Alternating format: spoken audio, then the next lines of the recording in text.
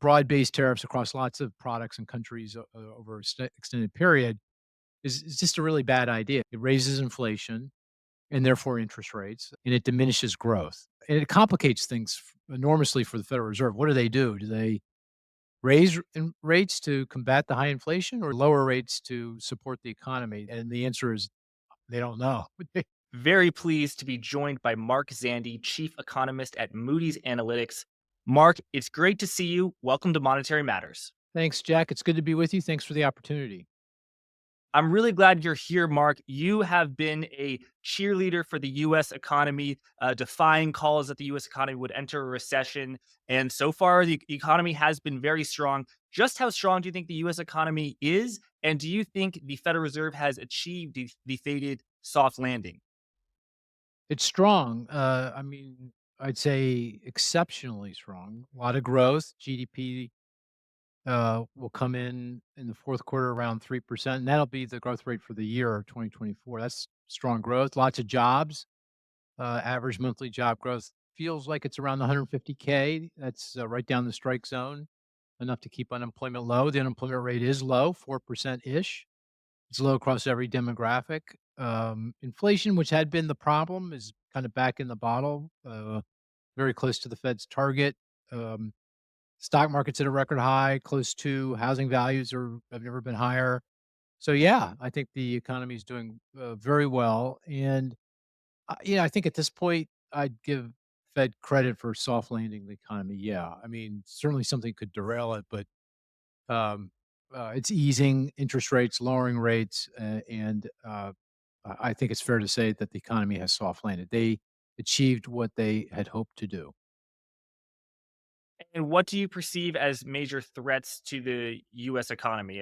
You've got a piece out recently called "All Eyes on the Bond Market." Why are you concerned on the bond market? A bunch of reasons. I think this fundamentally goes to economic policy. I mean, the incoming administration or the new administration is going to pursue, in one form or another, more tariffs, a more restricted immigration policy, perhaps a lot more deportations. We're going to get some tax cuts. Not clear how much of that's going to be deficit financed. President Trump has talked about his view that the president should have input into the Federal Reserve's conduct of monetary policy. All these things directionally point to higher inflation.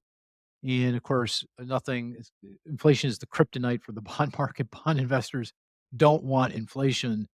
And so I think most fundamentally, the bond market is at risk as a result. And of course, bond yields have pushed up quite a bit since really you go back to last September, about the time President Trump started winning consistently in the polls and the betting markets.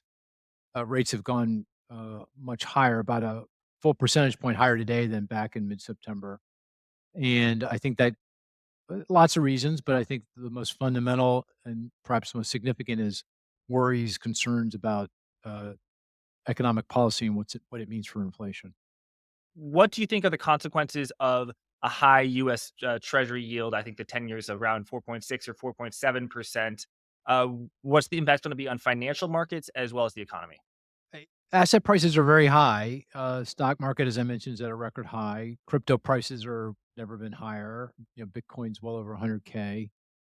Um, Housing values at a record high. Uh, Gold. I mean, everything's up a lot, and valuations are high.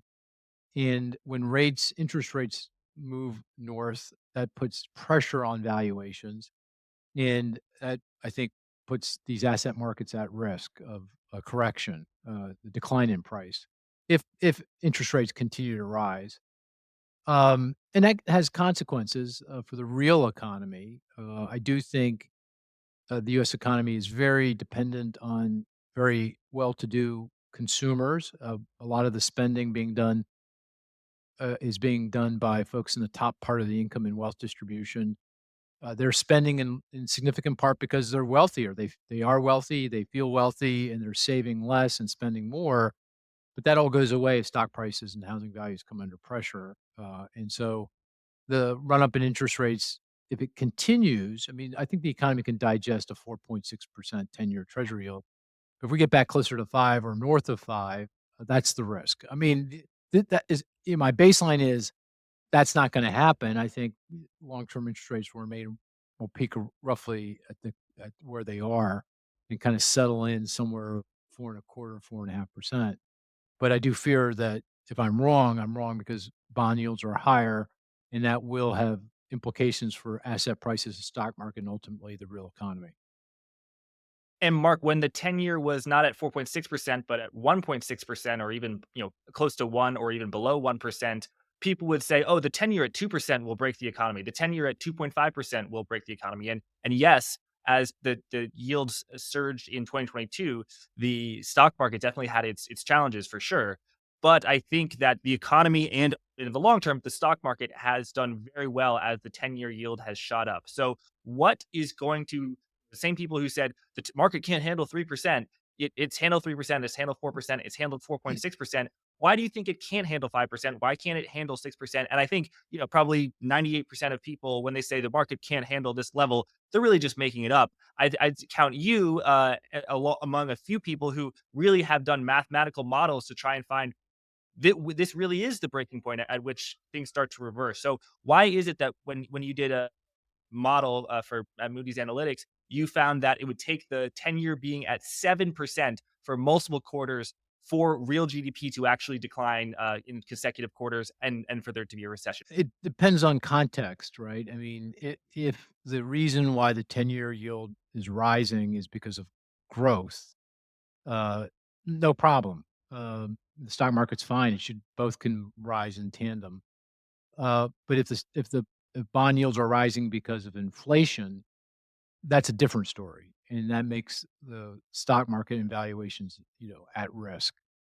My sense is that the bulk of the increase in rates has nothing to do with increased expectations of increased growth. It has more to do with expectations for higher inflation. You can see that in inflation expectations in different measures coming out of the bond market. Um, the term premium is widened related to inflation uncertainty. There's a lot of uncertainty around inflation, and the volatility is causing the so-called term premium, the difference between long rates and short rates, to widen, and that's pushing up long rates. So it really depends on why the 10-year yield is rising in terms of its implications for the equity market and the broader economy. And that's built into the model you mentioned. We have a model of the U.S. and global economies that we use for lots of different purposes. One of which is to kind of do what if scenarios. What if oil prices spike? What if the Federal Reserve jacks up interest rates? What if the stock market declines? And I did a what if 10-year treasury yields, all else being equal, rose from where they are now, 4.6% and what I did was kind of a reverse kind of stress test. I said, well, what kind of interest rate would it take to actually push the economy into recession according to our model? I defined recession as 2 quarters of consecutive negative GDP growth. As you know, that's not the Mhm. official arbiter of recession, but that's a good proxy historically. And I found that roughly, I obviously I'm rounding, but if the 10-year yield goes up because of worries about inflation, to as high as and deficits and debt go as high as 7% and remain there for 2 quarters, that would be sufficient to push the GDP negative for 2 consecutive quarters and thus recession. So that's the exercise that I performed just to give, uh, our clients and others a sense of how high rates have to go to kind of break the economy. One other quick point, and then I'll stop. These models that we're using, there's not some what I'd call nonlinearity in the models, but they are very linear, right? The world is a very nonlinear place. So the reality is, depending again on circumstance and context, what's driving the higher 10-year yields, you may not need the 7% 10-year yield for 2 quarters to get into a recession. It could be something much less than that, depending again on circumstance. Talking about nonlinearity in your model, does it factor in like currencies and the level of the dollar? Because I imagine if the 10 years at 7%, that would probably strengthen the dollar because Japanese and European investors, everyone around the world would say, "Hey, 10-year at 7% is a pretty good deal." and that could weaken the economy because it could, hurt U.S. Manufacturing as well as foreign markets. So that question about foreign exchange in your model, but also just the dollar is quite strong right now. Is that a concern to you? I think that the strong dollar is a reflection of concerns. Well, it's a bunch of again, a bunch of reasons. One reason that that's more benign is the US economy is stronger than every other economy on the planet, right? So, it attracts a lot of capital, keeps the dollar up. It also keeps, the Federal Reserve from lowering rates further. It feels like they're now on pause. Other central banks are easing policy, like the European Central Bank, the Bank of Canada, the Bank of England. The exception would be the Bank of Japan. They're always on a different wavelength altogether, and they still are. So those are key reasons for the strong dollar that are less worrisome. But the dollar probably is also up in anticipation of tariffs. You know, tariffs mean that it's going to be very hard on particularly emerging market economies, the Chinese economy, and those currencies are weakening in value, and the dollar is appreciating. If that's the reason why, that that is somewhat concerning, right? Because the strong dollar is already hurting exports and economic growth, making it more difficult for U.S. manufacturers that export their product to the rest of the world. So, I think the dollar should be watched very carefully here. And I do think if we get into much higher tariffs and a trade war, and if President Trump is starting to raise, it does actually raise tariffs in a broad based way. Other countries will retaliate.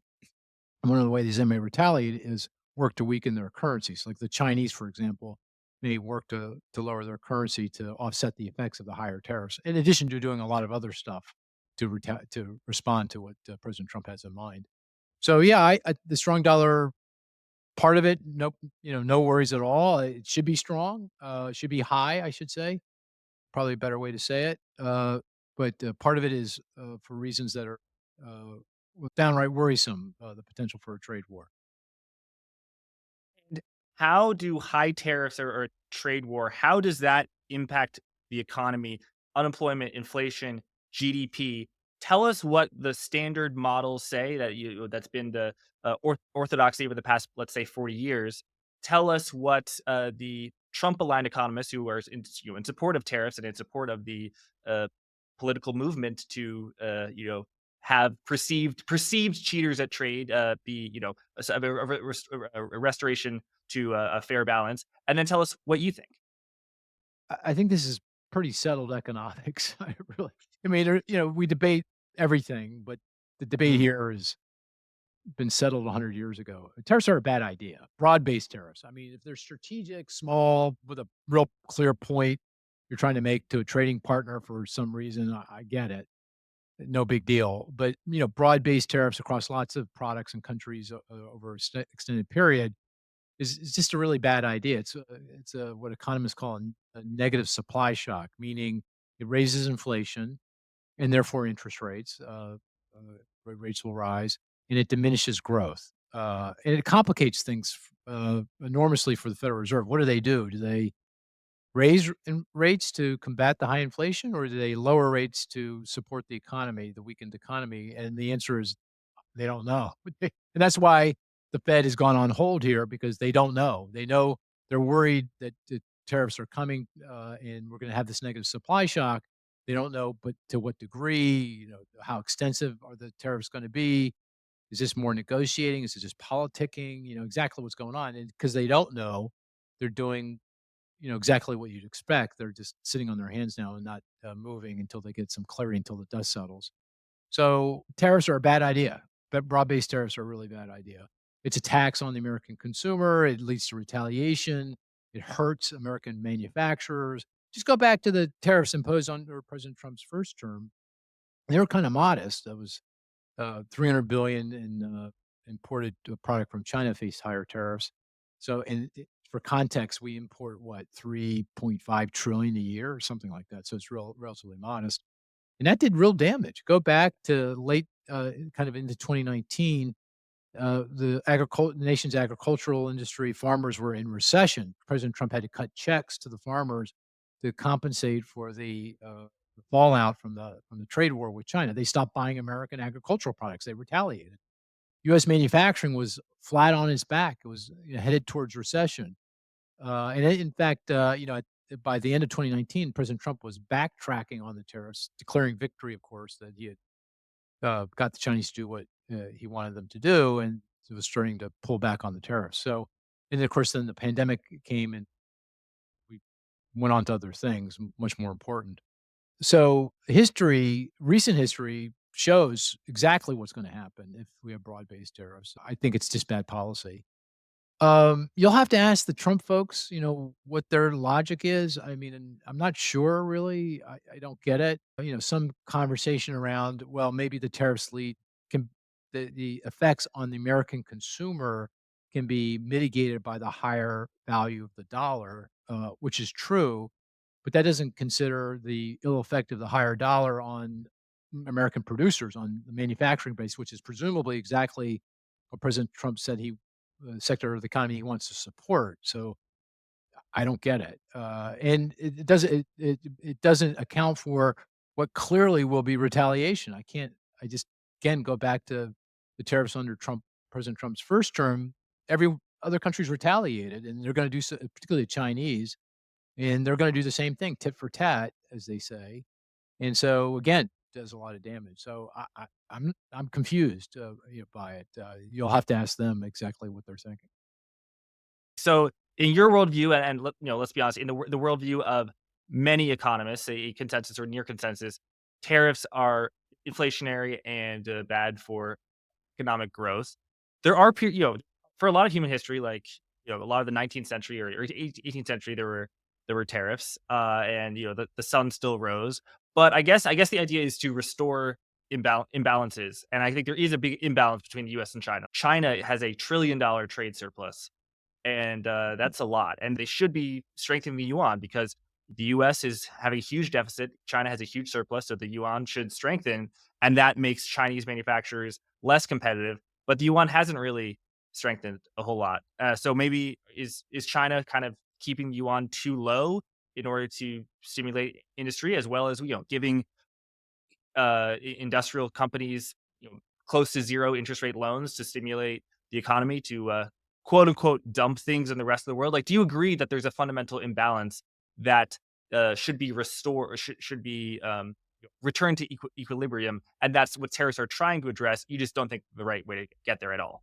I don't think the Chinese play fair, on Hmm. lots of different levels. It goes beyond trade. Yeah, it goes to cyber, it goes to intellectual property rights, it goes to foreign direct investment, the ability to invest in Chinese companies, it goes to lots of different things.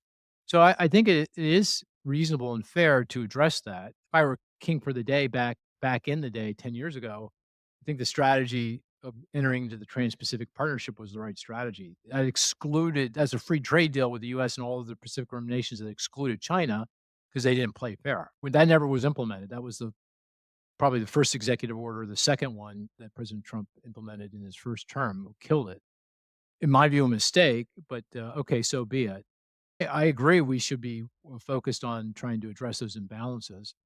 I just don't think tariffs work, and you're taking it out on the American consumer and American companies to it's like, flogging yourself to try to hurt the other guy. I mean, really? I mean, it makes no sense.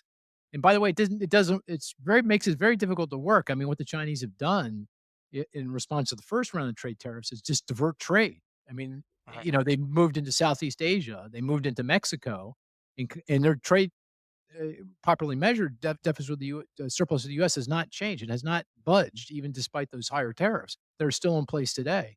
So, and then of course, you could take the view that well, I'll impose tariffs on Mexico and Vietnam and all those other countries, but then you're doing more damage there. And by the way, because of all of the trade diversion, the supply chains have gotten a lot longer and more complex, less resilient, and that's definitely you're just adding to costs. And that's the other aspect of tariffs I think people forget about, and is probably most importantly long run is they're very capricious.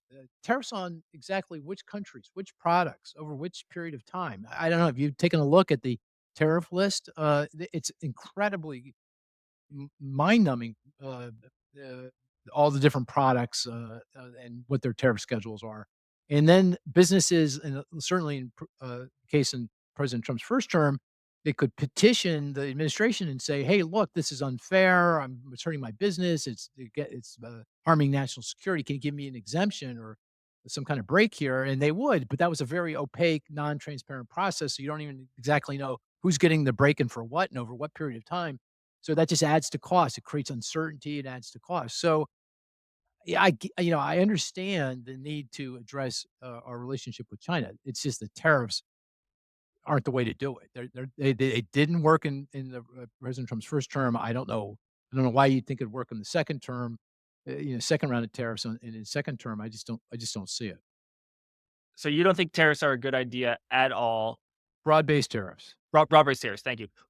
You've got a chart showing various potential scenarios, like a 20% universal tariff, a 60% tariff on China, 200% tariff on Mexico, and you've got various scenarios. If those kind of nuclear level tariffs are reached, what would be the consequences across what parts of the economy, what asset classes, and how dire do you think it would be?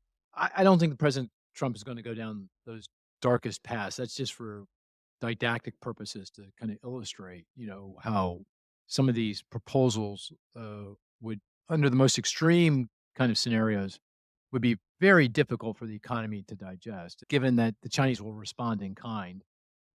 It'll be highly disruptive, and recession seems like a real possibility. Obviously, those industries that are on the front lines here that do a lot of trade will be nailed badly. Manufacturing, transportation, distribution, agriculture, maybe the energy sector and mining. I mean, you can hear the Canadians talking about export tariffs on energy into the U.S. as a way to respond to American tariffs on the goods that are imported from Canada. It's not hard to get to a very, very dark scenario where lots of industries are under a lot of pressure. I don't think any asset class that relies on growth would navigate through this gracefully. It would be a pretty painful period. And I should also point out, this is a bit of a stretch, but something to consider.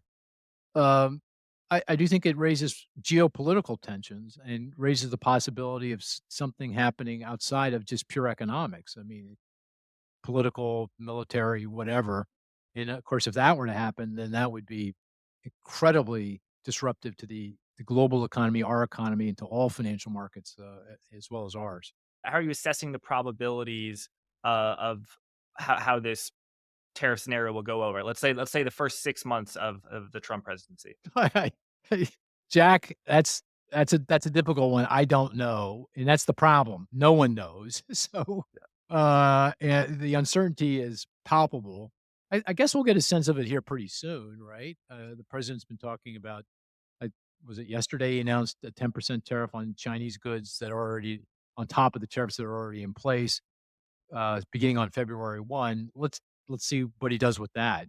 He's talked about 25% tariffs on Canada and Mexico. I don't think he's been more explicit than that, not that I've heard. But let's see what he does with by March the 1st, did he say? I can't quite remember. Well, let's just see. How much of it is talk, how much of it is a real decision to go down the tariff path. I don't know, and that's what the Federal Reserve said. If you go look at the minutes of the December meeting, as I Mhm. mentioned earlier, the number of members said we got to stop cutting rates until we have clarity around these policies because they didn't know. Nobody knows. And to some degree, the President Trump may not know.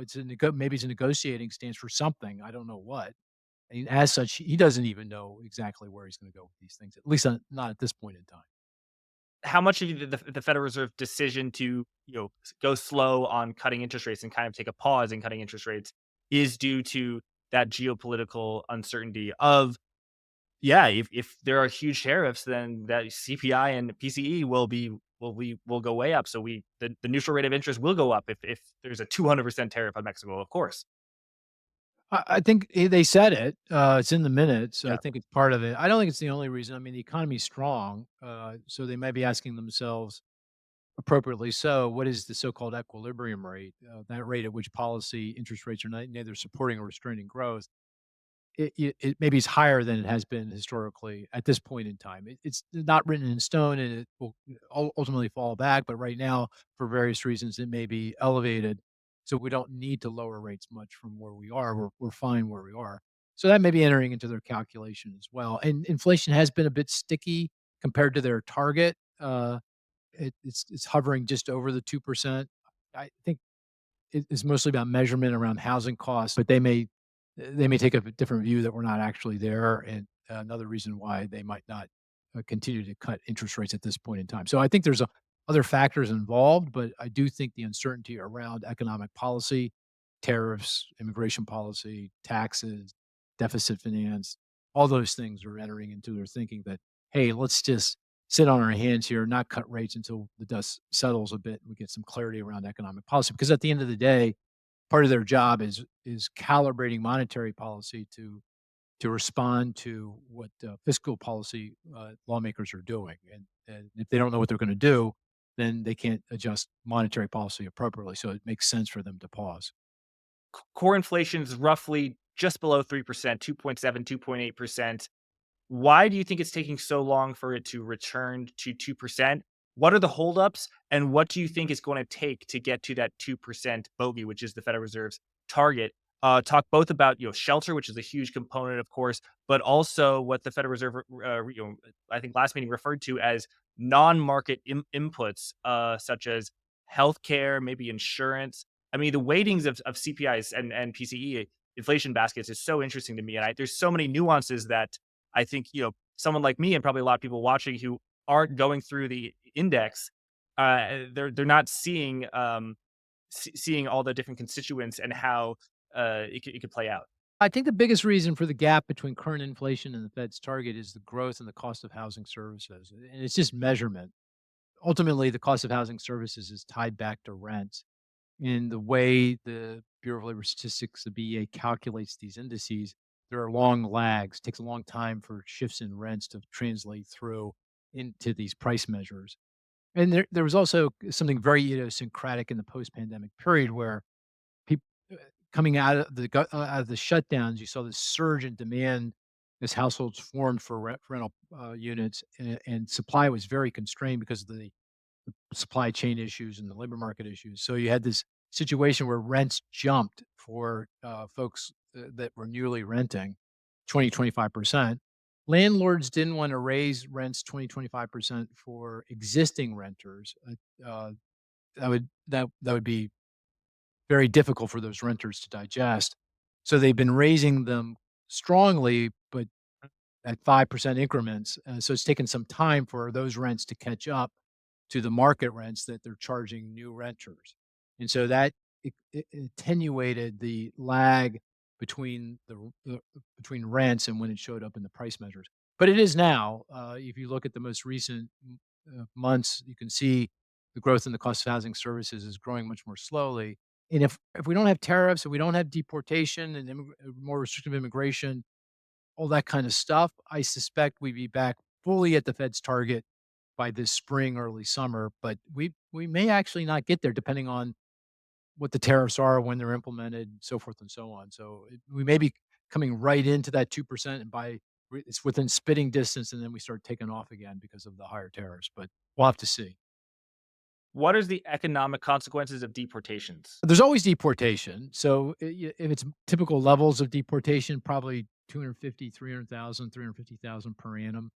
So if that's what we're talking about, no big deal. But President Trump seems to have something else in mind. If it's 5, 6, 700, 800,000 deportations, which also means there's probably self-deportation because you're scaring the heebie-jeebies out of immigrants here, and they're going to go. And also, employers may not hire people they that are questionable at all. They don't want to take the risk, and so you'd see significant of a movement of people out, and a lot of the immigrants that have come into the country, particularly the last few years in the surge across the southern border, most of them actually went to work. They got a work authorization. They went to work, and that juiced up the labor supply. Was quite fortuitous in that it took pressure off labor markets at the time when the Fed was trying to cool things off in the labor market. So it was kind of worked out. Obviously, the surge created all kinds of costs and other problems for communities across the country, but the one benefit was that it generated a lot of labor supply. So if you go in the other direction and you require people to leave, then you're going to cause these labor markets to tighten up. Wage pressures may manifest again, put upward pressure on prices and help to stoke inflationary pressures. And immigrants are very important to certain sectors of the economy that are key to inflation. So, for example, almost 30% of all the workers in the construction trades are immigrants. About half of those folks are undocumented or unauthorized and therefore at significant risk of deportation. Of course, we just talked about the growth in the cost of housing services as being a problem for overall inflation, and that goes to demand and supply, and if you, kick out a lot of construction workers, they don't build, that's less supply, that just jacks up, rents and prices, and, the growth of, the cost of housing services picks up again and inflation is a problem. And this issue with regard to immigrant workers in the construction trades is most prevalent in the South and the West. And those are the areas where immigrant workers are more prevalent in the construction trades. And of course, that's where the housing shortages are particularly severe. So you're just exacerbating those. That's just an example. The other area where inflation has been a real problem for people's groceries, food, and the industry with the second most, immigrant workers is agriculture, and so you're just gonna exacerbate the labor shortages on the farms and in the fields and add to costs and add to potential inflation. So housing and groceries, the 2 things that people are most upset about, their rent and their grocery bill, that policy will, create problems for those industries, labor shortages, higher wages, higher costs, higher prices. You said that the elevated levels of immigration over the past, let's say, 5 years has, eased, labor conditions because it has increased the supply of labor. So there's slightly less wage pressure, more people are working and consuming. How much of that is, documented versus undocumented immigrants, as well as tell me who goes into the statistics I'm about to tell you. The jobs number, non-farm payrolls from the establishment report, unemployment rate, from the household survey. Uh, how to what extent are, undocumented immigrants captured in those numbers? And I guess I'm asking you to share your thoughts on the idea that the jobs number is artificially inflated by the level of immigrants, or the unemployment rate, is also somewhat affected because of measurements. There's a lot to chew on there. The payroll survey, the survey of businesses, which is the basis for the employment numbers that most of us, look at when we're trying to gauge employment growth, that would pick up, immigrant workers. So I am an immigrant, I come here looking for asylum. You're brought into the country, you're given a court date, but you're allowed to apply for Mhm. work, get, authorization to work. You apply for work, and then I think it's 9, 12 months later, generally, you get that authorization and you're off and running and you can get a job. And so most, of the, immigrants that came over the past several years across the southern border seeking asylum, they ended up they're in the payroll numbers, they're working. They Okay. got a job, and they came at a time when businesses needed those workers. There was severe labor shortage. The unemployment rate, if you go back a little over a year ago, was 3.5% headed south. That's when the Fed was jacking up rates to try to cool things off, hurt demand, weaken demand. Fortunately, they didn't have to do that, because they got all the labor supply, and that, allowed them to forestall even higher rate increases, and that's one reason why the US economy was able to avoid an economic downturn or recession. The household survey up to this point in time, has not reflected, the immigration surge, because it based on population counts that come from the census. Now, the census just recently revised its population estimates, so that's gonna be brought into the household survey numbers, I think, in the next month. Mhm. The census doesn't go back and revise the historical data, though, so you're gonna see this discrete jump in the January data, showing all the people they're now counting, the immigrants that they're now counting. None of this affects the unemployment rate because, this in our first order, because it affects both the numerator and the denominator, and therefore won't affect to a significant degree the overall unemployment rate. Now, it may second order or third order because unemployment for immigrants may be a little bit higher than for native born workers. And therefore, if you make this change, the unemployment rate might push up a little bit. So when we get the next employment report, if you told me the unemployment rate is 4.344, that sounds about right to me. It could go up a little bit as a result of this. But, that's more second order, not the third order effects. So the statistics are, particularly the payroll survey is dead on accurate. It's telling you exactly because that's based on ultimately based on unemployment insurance records. So you could argue, and this is fourth order or fifth order, that maybe Okay. there's some bias in the unemployment insurance records because, it just takes time for immigrants to get into the unemployment insurance system and so forth and so on. But and so you might see some revision there over time, but I think that's again, 4th order, 5th order effects. So you actually think that non-farm payroll data is of a higher quality and fidelity than the unemployment rate, and you think the non-farm payroll, which is a statistical assumption, they're not talking to the over 300 million people. It's impossible to do. You think that's reasonably accurate? Yeah, and I think the unemployment rate's reasonably accurate too. It's the household employment or the labor force from the household survey that's not accurate, that will be revised or not revised, but we'll see this big discrete jump once the Bureau of Labor Statistics incorporate the new population counts that now account for the immigration surge that didn't previously, now does. So you're gonna see this big jump in household employment and labor force. It's the reason why it's a jump is because they Bureau of Labor Statistics does not go back and revise history. It is what it is, Mhm. and they just go forward. But we take a ratio of 2 things, like the unemployment rate is a ratio of the number of unemployed divided by the labor force, that is less impacted by these because they both the numerator and the denominator are both biased by this same phenomenon. Again, with that caveat that, you may see a little bit of an uptick, because if you're adding a lot of immigrant workers, they may have a somewhat higher unemployment rate than native born workers, and so that might push it up a little. How are you thinking about the levels of U.S. debt? You've got several charts and figures on both the liquidity in the bond market, but also sovereign credit default swap spreads have gone up, which theoretically the U.S. could default on its debt if it makes a political mistake. How are you thinking about that? As well as the level of debt under Trump.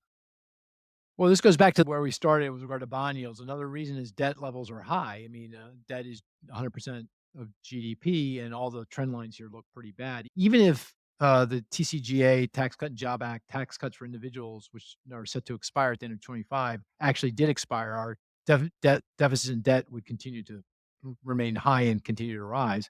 But of course, we're not going to do that. The Trump administration is going to extend all of those individual tax cuts. So it's going to be even worse than what the CBO is now projecting under current law. The other thing I think even more important perhaps is to focus on the interest expense on the federal debt, compare that to GDP or revenues. That's taking off, for lots of different reasons. Interest rates are up and debt has become more short term.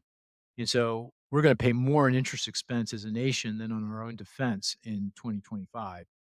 It's going to be over $1 trillion and we're headed straight north. And, those things are worrisome, and I do think, you combine that with all the issues around governance, how politically dysfunctional everything is. We have a hard time passing a budget to keep the government open for any extended period of time. We got the debt limit battle again, and one might have thought now that Congress and the presidency is under Republican control, that wouldn't be an issue. But I'm not so sure because the Republican margin in both the Senate and House are very thin, particularly in the House.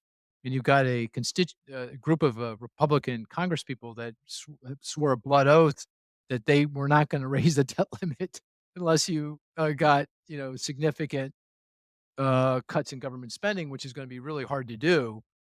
And interestingly enough, you look at, and I'm not the only one who's nervous. You look at investors, kind of views through the CDS market, the credit default swap market. The CDS market is basically you're an investor. You can buy insurance for the case where the Treasury defaults on the debt or doesn't pay the debt on time to compensate for that risk. I can go buy insurance, and the credit default swap is a measure of that, the cost of that insurance. And if you go look at it, it rose very considerably after the 2023 debt limit battle, which is which you expected, but it's remained very elevated since then. As investors are still very nervous about the next debt limit battle, and will there? I think everyone feels like at the end of the day, lawmakers will get it done and pass it, but maybe they make a mistake, intentionally or unintentionally, and so I think there's angst around that and nervousness. So I think we're a rich nation. We're the reserve currency, so it buys us a lot of latitude. We can make all kinds of mistakes and just be real screw ups and still be okay. But I do think we're testing the bounds here, and I am worried. I am nervous that at some point bond investors are going to say, no mas. You're going to have to pay me a lot higher interest rate to compensate for the risk that I'm bearing here to take on your debt. Theoretically, bondholders have been doing that over the past 4 months because, as you say, the term premium has been widening significantly. Do you Yeah. think that that will continue to widen and that the 10-year will go to 5%, 5.5%, or even higher? That's not my most likely scenario in the middle of the distribution of possible outcomes. I think not. I say that with no confidence, though. And then, as we were discussing earlier, the number one threat in my mind is I'm wrong about this, and that we do see bond yields rise more than I think. 5%, we blow through 5%, and if that's the case, then the economy becomes diminished. And as we discussed earlier, if we get to 7% for an extended period of time on the 10-year Treasury yield, we're toast. We go into recession. Again, that's a scenario. I worry about it. I think is at this point the number one threat to any optimism, but it's not my baseline. I think we should be able to navigate through. At the end of the day, government is under Republican control. Okay, come on. You you would think if that's the case, you can figure this out. I know it's not easy. There's a lot of moving parts, so the logic would dictate that the lawmakers will be able to get it together before they do any damage. Selling U.S. Treasury default risks sounds somewhat attractive to me. Unfortunately, I'm not deemed a creditworthy counterpart, but uh, one can dream. Well, I'm sure you're not too far away. Just stick with it. I'm sure you'll be accredited pretty soon. Mark, you've been correct that the recession would not happen. How are you handicapping recession risk right now? Or would you say recession risk is lower than normal? Would you say it's normal recession risk? What it was just what 1 in 7, 1 in 10? You tell me, or an elevated recession risk. I think they're elevated. I think typically unconditional probability of recession is like 15%. What's that? 1 in 6, 1 in 7, something like that. If I had to give you a number, I'd say 25% probability of a recession starting at some point in the next year. So I guess low, but uh, I guess uncomfortably high. It Yeah. doesn't 25%, 1 in 4. It depends on which side of the coin you want to look at it from, but and it shouldn't be that way because the economy is in a pretty darn good place, right? I mean, we talked about it at the top. It's exceptionally performing exceptionally well, fundamentally in a really good place. So for the probability of recession to be that high, that's just disconcerting. And it goes to policy. It goes to economic policy and the uncertainty around the policy. So, Mark, you think that the risk of recession is elevated because of policy. Uh, I might offer another reason. Curious to get your thoughts on it, which is Yeah. rising consumer debt levels. So consumer household debt levels have actually been low, and in 2021 they were extraordinarily low. But a lot of the spending has come since 2021, which has been enormous. The consumer spending has been enormous. Has been financed with debt, credit cards, other revolving credit. I think it's called. Well, at what level do you think that starts to become an issue? I know the delinquency rate on credit cards is somewhere, as at the highest it's been since 2011, um, which is, pretty significant. I would push back on that. I don't think the spending has been fueled by a significant there has been a significant increase in debt among low income households. Back when inflation was raging and outpacing wage growth, 21, 22, 23, low income households did turn to their cards to supplement their income. Consumer finance loans, buy now, pay later, but that's small in the grand scheme of things. I mean, I'll give you a statistic. The folks in the top third of the distribution account for 55% of spending in a typical time. Right now, it's probably higher than that, but in a typical time. The folks in the middle third, they account for a pro rata share of spending, a third. Folks in the bottom third account for 15%, and that's where the debt has risen. And if you look at the actual dollar amounts, it's really quite modest, very, very small. Now, for those folks in the bottom third of the distribution, this has been a real problem, no doubt about it.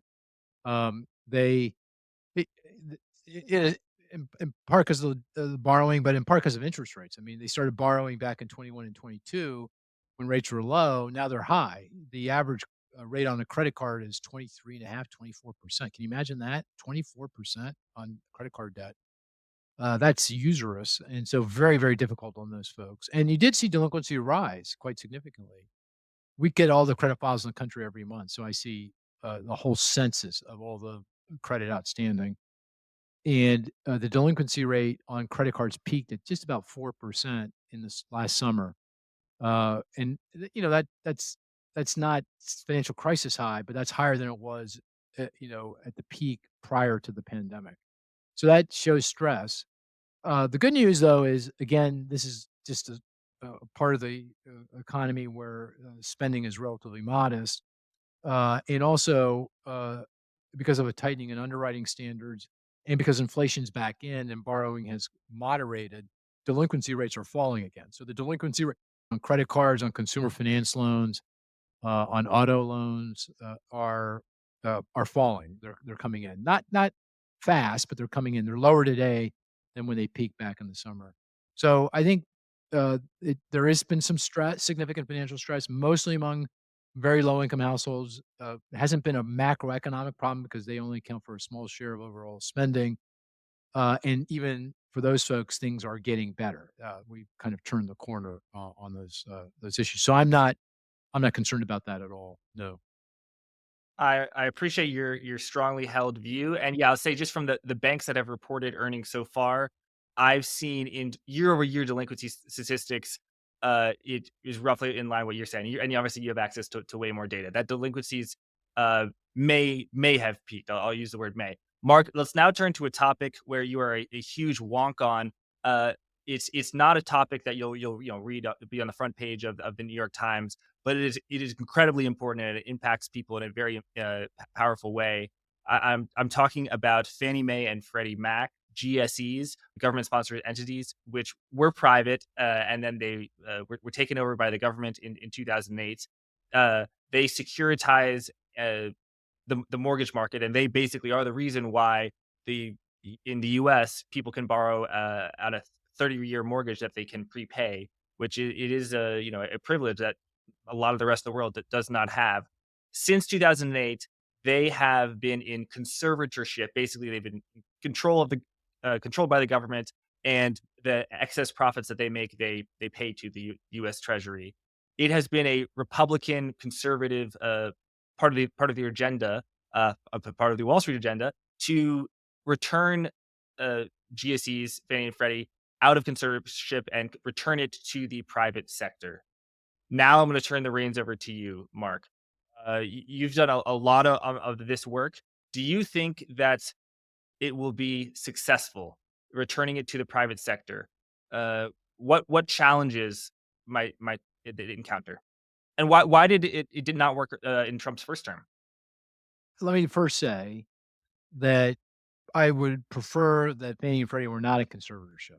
I think, it would be better if they would be able to come out of conservatorship and have an explicit guarantee so that, uh, we would home buyers would enjoy even lower rates than they enjoy today.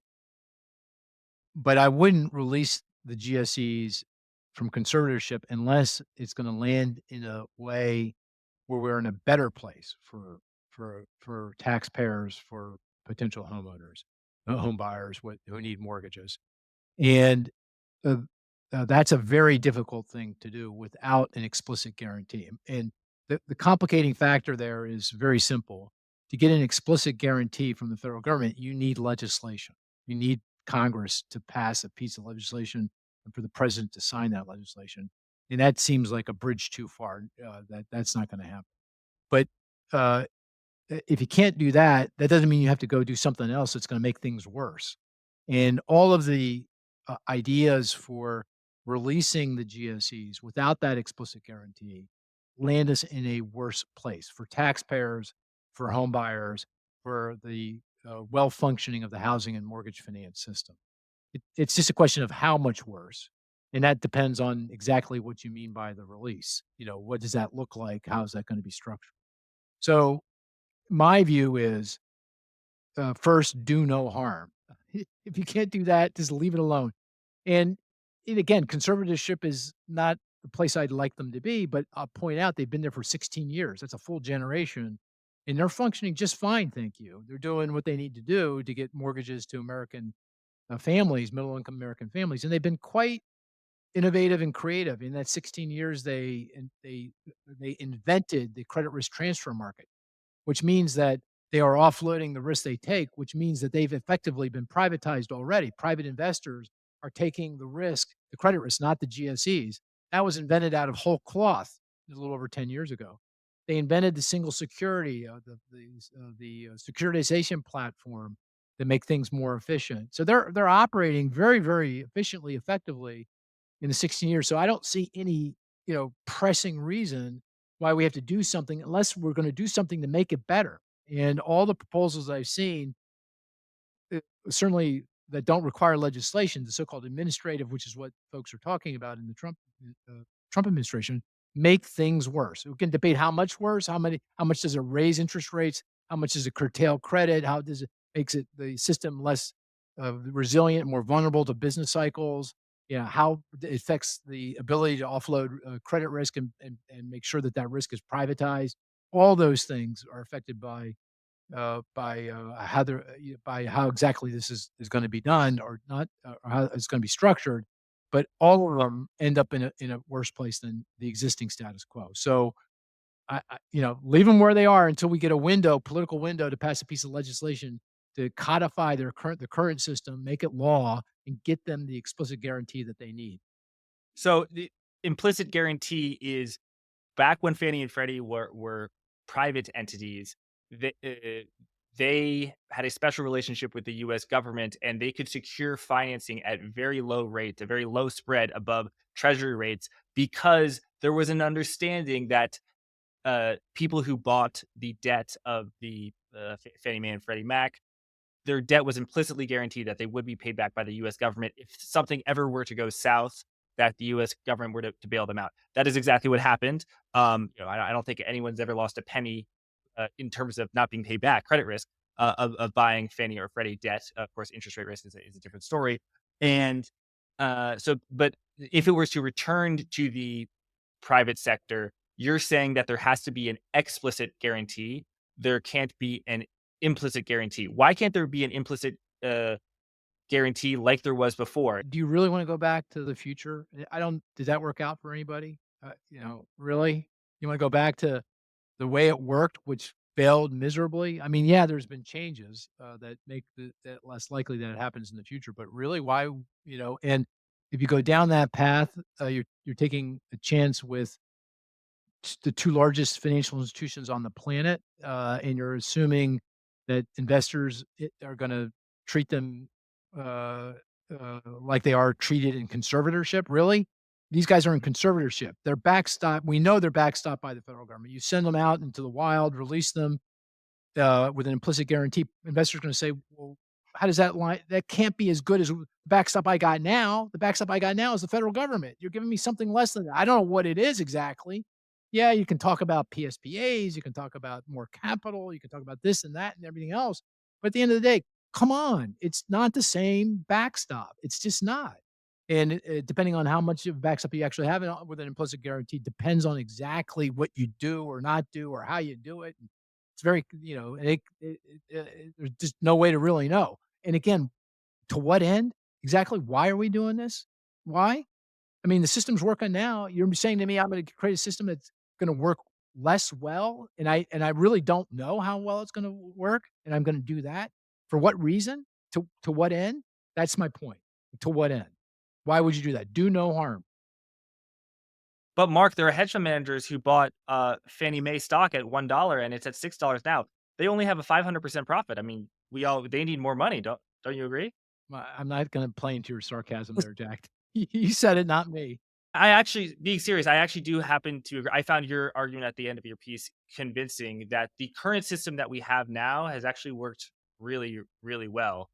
That the private sector has been able to take the credit risk through credit risk Yeah. transfer. Yeah, I'm happy. So you think it should either exit with an explicit guarantee or it shouldn't exit at all? I have no problem with people thinking about this carefully and going down all kinds of paths. We should do that. I think it's great, to have the discussion and debate. But at the end of the day, I don't think we should do anything unless it makes things better. For sure makes things better. This is really important. This is the big part of the global financial system. It's about getting people home into homes with a 30-year fixed rate prepayable mortgage, as you pointed out. No one else on the planet has that. We only have that because of the Fannie Mae and Freddie Mac and the government backstop. So don't mess with that unless you have a really for sure good plan, and no one does. I mean, I looked at them all very carefully. The only better place to be is to release these guys out of conservatorship with an explicit guarantee from the federal government. Then I'm good. I think that's a better situation. That satisfies you, Mark Zandi, in terms of financial stability and actually does Taxpayers, keep homeowners, winner. financial stability, the mortgage finance system, everybody. But, Win-win. political conservatives, people who, care about fairness, they say you can't, privatize the profits and socialize the losses again. We've privatized them. That's a bogus argument. They've been privatized. These guys have they take they insure the credit risk, they turn around and they offload the credit risk to reinsurers and to the capital markets, which means asset managers, sovereign wealth funds, insurance companies, pension funds, hedge funds. It has been privatized. These guys are nothing but intermediaries for interest rate risk and credit risk at this point in time. So they But mission accomplished. but there are profits from intermediation, and those profits from intermediation are currently paid to the US Treasury, not paid to people who own FNMA, right? It's the taxpayer owns the Fannie Mae and Freddie Mac. That they own it. The taxpayer should reap the benefit of the profits that are being generated by these companies. So tell us about these ratings. So, Moody's ratings has a triple A rating when assuming the government backstop.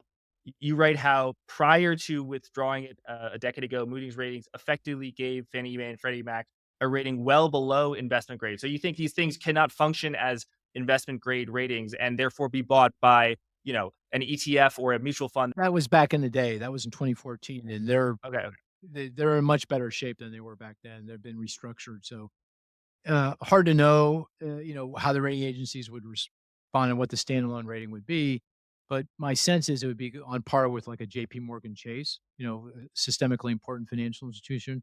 You could argue there's different countervailing kind of, forces here when you compare the credit quality of a Fannie Mae versus a JP Morgan. On the one side, you have JP Morgan has a diversified asset base. Fannie Mae and Freddie Mac are monolines. The funding sources that JP Morgan has, are more varied than Fannie Mae and Freddie Mac, so that'd be another reason why you think JP Morgan might be, a higher, credit, better credit quality, better credit. But, there's other forces on the other side. We're talking about plain vanilla mortgages, highly capitalized, intermediaries of risk. They're not taking actual risk on the balance sheet. So I could see lots of different arguments on either side of it, but that's the kind of thing that I would think ultimately. But, I'm speculating here. I'm not in the rating agency, and I don't have any inside information. It's just, but they will play a role here in determining, how this if there is a release or an attempted release, how things play out. So you said Fannie Mae and Freddie, they sell a lot of the credit risk of mortgages. The same report I quoted earlier from the Federal Reserve about how credit card delinquencies are, the highest they've been since 2011. Mortgage delinquencies are incredibly low, very, Incredibly. very low. Can you just talk about, well, number one, how that indicates to the economy, as well as that impacts Fannie Freddie, as well as I know you're on the board of MGIC, which is a mortgage insurance company. Yeah, credit quality is fantastic, right? And that goes to 4% unemployment rate. People are working. Wage growth is strong, higher than the rate of inflation. And house price growth has been very strong for lots of different reasons. So people have been able to build up a lot of equity in their home. So even if a person loses their job, which is pretty rare, layoffs are very low, and they can't make their mortgage payment, they still have a lot of equity in the house, and they're not gonna default on the mortgage, because of that equity. So, it's a very good time in the mortgage market. And, of course, the other point it's important, many homeowners refinanced when rates were low. This goes back to the 30-year fixed rate payable mortgage. They locked in incredibly low interest rates, so their mortgage payments are very low. But really, the only growing problem for people is cost of homeowners insurance and property taxes, mostly Mhm. homeowners insurance in places that are being affected by climate, Florida, California now, Texas. That's the real issue but in terms of the actual mortgage payment, it's very low, and obviously it's locked in, and that makes the risk here very, very modest. And even new originations, the debt to income ratios are high because house prices are high and affordability is low, so people need to take on more debt relative to their income. But if you look at other risk measures like people's credit scores or their loan to value ratios, it all looks pretty good. So credit is really, really, really good. You write how, if the GSEs were to be reprivatized, that, it would be the largest IPO in history. Tell us what that would look like, as well as do you think that would the US taxpayer, have a mark-to-market gain by selling it back, even though, it no longer owns Fannie and Freddie, so it has that, loss, but it's kind of on paper, but would that make the debt would that knock the debt down by, a few hundred billion if it were due to do an IPO? Yeah, it's going to be a big IPO, which complicates things, right? I mean, you got two large institutions, and it'd probably be the largest IPOs, which just makes it even more difficult to release them in a graceful way. And I'm not sure how you could do that until investors had a real clear sense of what the business model is and what's working and what the footprint is, and that could take years. I don't It could take a long time before you get to a place where investors feel comfortable enough to plunk down the kind of cash that would be needed to IPO them. Just another whole set of complications around the idea of releasing them, from the current conservatorship. So I think that would be very difficult. And so you don't think releasing it without an explicit guarantee is a good idea, but let's say that it were released, it did IPO without an explicit guarantee. You said earlier the consequences would just be, higher mortgage rates, higher, MBS spreads over treasuries, I guess. What else? And how bad do you think it would be? Basis points? Higher rates, fewer people would qualify because who they could lend to would be more narrow, their footprint would be smaller, they'd be more vulnerable in more stressed economic environments, their cost of capital would rise, it'd be more difficult to transfer risk, so they, can't play the same kind of countercyclical role that they play now. I mean, think about what Fannie Mae and Freddie Mac did during the pandemic. They stepped up and provided mortgage forbearance and stopped foreclosures. It happened very quickly, only because they were part of the government under conservatorship. If they were private institutions, that may never have happened. And if it did, it would take a long time for that to happen. Um, uh, so yeah, there's all kinds of implications if you release them and I'm right, and investors look at them differently because they have the implicit guarantee, they don't have the guarantee that's obvious that they have in conservatorship. You did mention one Yep. thing I forgot to answer, was around the IPO price and can taxpayers make money? The answer is no, because, what they'll do is they'll sell the institutions, make money there, but in terms of what it means for the budget, you have to net out the present value of the stream of future projected earnings. And Mhm. if the IPO is fair value, if it's, market value, which has got to be roughly equal to the PV of future earnings, the net of all that's going to be zero. It's going to be a wash. So you can't count on selling these guys to make any cash to, pay for tax cuts or whatever you want to spend the money on. You can't, or deficit reduction or whatever it is. You're not going to make from a scoring perspective, budget scoring perspective. You're not going to be able to make any money. From the long, CBO report that, not a lot of people will read, sure, but there's nothing preventing, President Trump from tweeting, "We just made $300 billion for the taxpayers," right? Yeah, but you're giving up 300 billion Yeah. plus in the future because you just got rid of the asset. So, Yeah. Mark, earlier I referenced that, uh, the Federal Reserve can't buy assets that aren't government guaranteed. This is a matter of law. It's a reasonable legal question. But one of the question is, can they buy the MBS and debt of Fannie Mae and Freddie Mac in a release, if it's an implicit guarantee, and they're not government agencies. So it's an open question. If they can't, that's obviously a real problem, right? Because one of the things that investors look at when they invest in Fannie Mae MBS, Freddie Mac MBS, mortgage securities, is that they get another backstop from the Fed who can come in and buy their securities in really stressed environments and help support the mortgage securities. But, the question is, can they? And I think that's a legal question, and it really does depend on the release, the nature of the release. I guess the Fannie Mae, going into conservatorship was before the Fed did quantitative easing and started buying it in 2008. Yeah. Yeah, And it really goes to the nature of, are these considered government agencies in the release that we're talking about in the future? And the answer is, I don't know. What it depends on what the release looks like. very interesting. Well, Mark, thanks so much for coming on Monetary Matters. You have any closing thoughts to share with the audience? Yeah, just thanks. That was pretty wide ranging. It was a good economic stress test for me. So thank you. Covered a lot of ground. I really appreciate the opportunity and thank you for that. Thank you. People can find you on Twitter at Mark Zandi. You've got a podcast, Moody's Talks, called Inside Economics.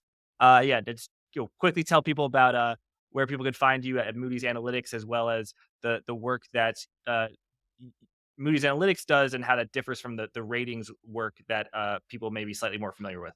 Yeah, well, I don't think we have to go into any detail, but you can find me on X at Mark Zandy or Blue Sky at Mark Zandy or the Inside Economics podcast. Very proud of that. Been doing that weekly for the past 4 years. I think if folks like this podcast, because we were pretty nerdy, we got down into the weeds, you'll like Inside Economics. There we go. Thanks again, Mark. Thanks everyone for watching. Thank you. Just close this door.